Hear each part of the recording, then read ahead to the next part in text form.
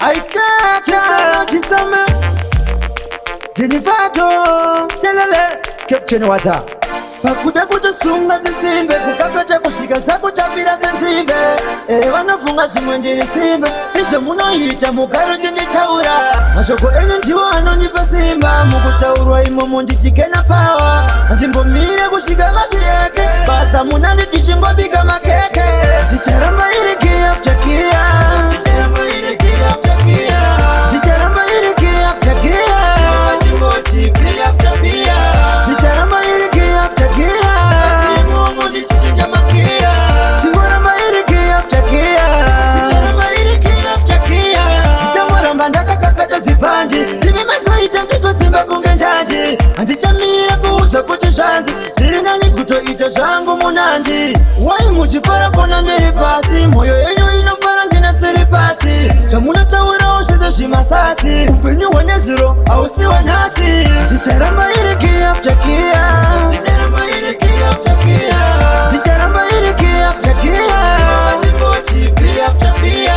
chicharamba iriki after kia chimumu ndichinja makia chingoramba iriki after kia chicharamba iriki after kia shungu dzangu kuyana mbere kunge mediyasa ndichage mbere chiwonda zvirwadze changora manje chikakata mwari nditungamire ndingokwidza makata asi ndichenjedzei ndisashande pasabata chicharamba iriki after kia chicharamba iriki after kia chicharamba iriki after kia machingoti pia after pia chicharamba iriki after kia chimumu ndichinja makia chingoramba iriki after kia chicharamba iriki after kia chichamoramba ndakakakata zibandi ndivimeswaita ndikosimba kunge njanji handichamira kuudzwa kuti zvanzi zviri nani kutoita zvangu munanji wai muchifara kona ndiri pasi mwoyo yenyu inofara ndina siri pasi zvamunotaurawo zvese zvimasasi upenyu hwenezuro hausi wanhasi chicharamba iriki after kia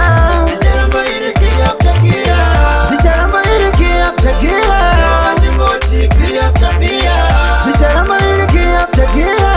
chimumu ndichinja makia chingoramba iriki after kia chicharamba iriki after kia kuyenda mbere ndisage mbere chiwase ngoramba ndichikakata mwari nditungamire ndingokwidze makata asi ndichenjedzei sashande pasabata Black Shadow Music.